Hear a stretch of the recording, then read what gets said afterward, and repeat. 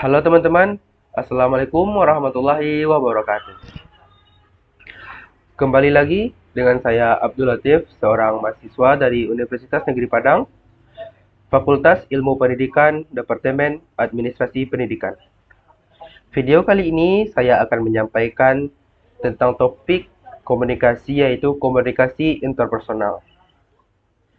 Sebelumnya, kita ucapkan puji serta syukur atas kehadiran Allah Subhanahu wa taala yang telah memberikan rahmat dan karunia-Nya kepada kita semua sehingga kita dalam keadaan sehat walafiat pada saat sekarang ini.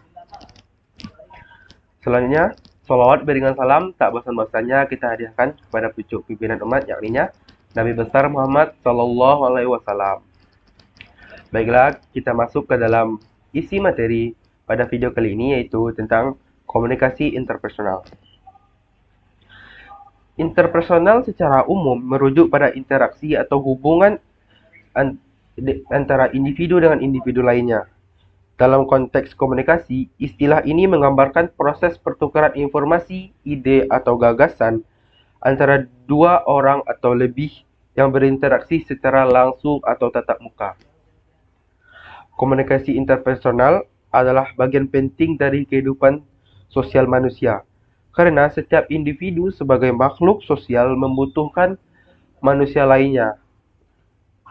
Untuk membutuhkan manusia lain, dibutuhkan komunikasi interpersonal atau komunikasi tatap muka secara langsung.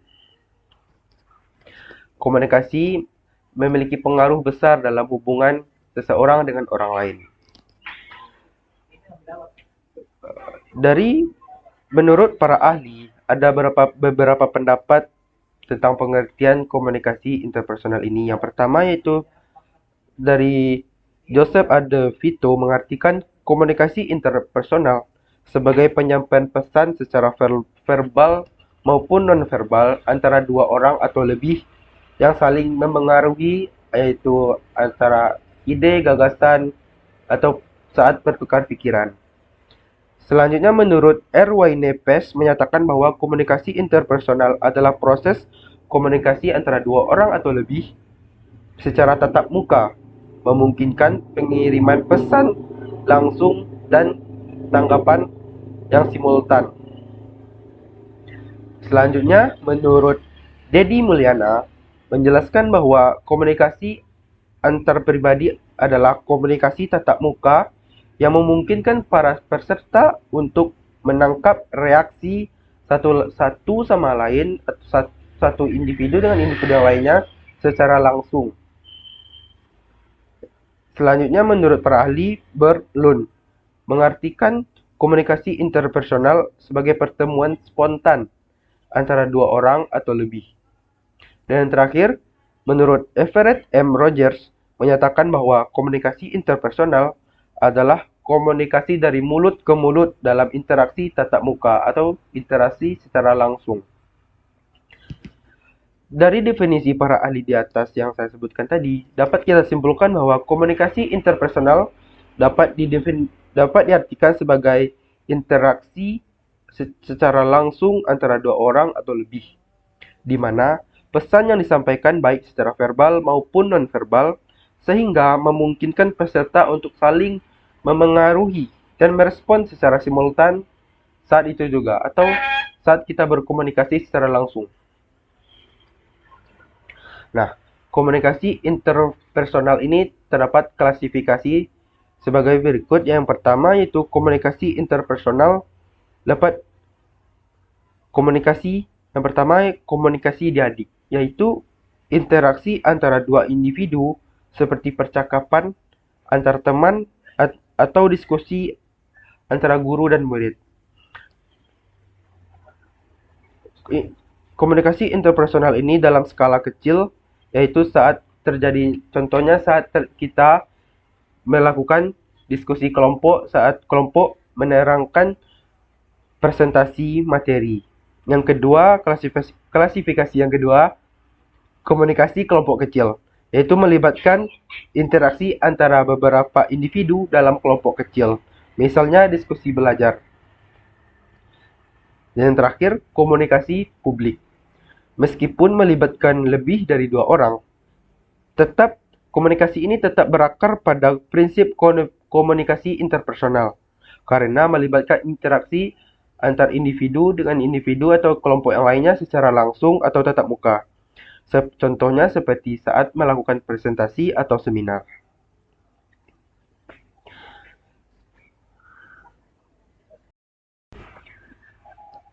Yang selanjutnya itu pentingnya komunikasi interpersonal dalam organisasi. Dalam konteks organisasi, komunikasi interpersonal sangat penting karena melibatkan komunikasi secara langsung antara individu dengan individu lainnya yang terjadi di dalam organisasi. Poin yang pertama yaitu membangun hubungan. Artinya, memfasilitasi hubungan antar karyawan dan meningkatkan kerjasama tim. Yang kedua, meningkatkan efektivitas. Artinya, komunikasi yang baik dapat meningkatkan produktivitas dan kinerja karyawan. Yang ketiga, mengambil keputusan.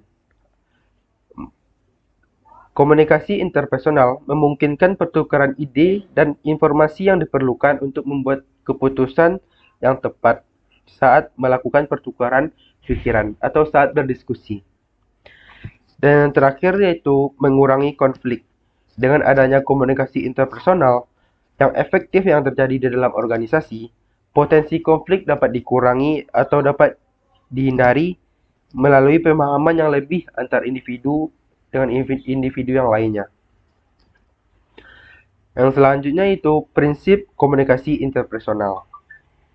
Prinsip dalam komunikasi interpersonal merujuk pada dasar-dasar yang mengatur interaksi antar individu. Prinsip yang pertama yaitu tidak ada komunikasi yang tidak terjadi. Artinya, setiap interaksi memiliki makna, bahkan ketidakaktifan dapat diinterpretasikan sebagai pesan. Yang kedua, komunikasi bersifat proses. Komunikasi interpersonal ini adalah proses berkelanjutan yang melibatkan perubahan dan perkembangan hubungan antar individu dengan individu yang lain. Yang ketiga, komunikasi mengandung pesan verbal dan non-verbal. Pesan tidak hanya disampaikan melalui kata-kata, tetapi juga melalui ekspresi wajah, gerakan tubuh, dan nada suara.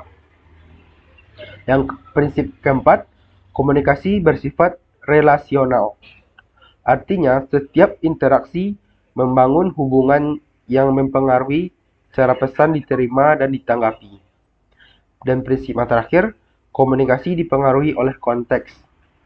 Artinya, komunikasi yang terjadi di dalam organisasi bisa terjadi di lingkungan sosial, budaya, dan situasional yang mempengaruhi cara berkomunikasi satu orang dengan orang lain.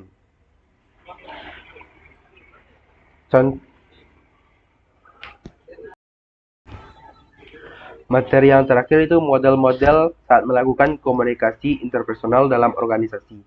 Model yang pertama yaitu model linear.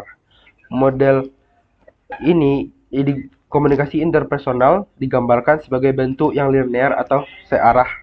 Proses di mana seorang bertindak terhadap orang lain. Ini adalah model lisan yang terdiri atas 5 pertanyaan yang berguna untuk mendeskripsikan urutan tindakan yang menyusun aktivitas komunikasi. Contoh pertanyaannya itu siapa, apa yang dikatakan, sedang berbicara di mana, berbicara pada siapa, dan apa dampak dari pembicaraan tersebut.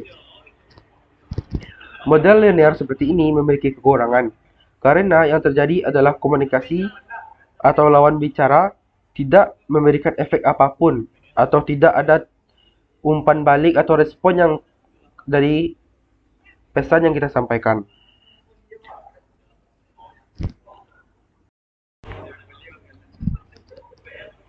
Model yang kedua itu model komunikasi linear. Terdapat model yang kedua adalah model interaktif.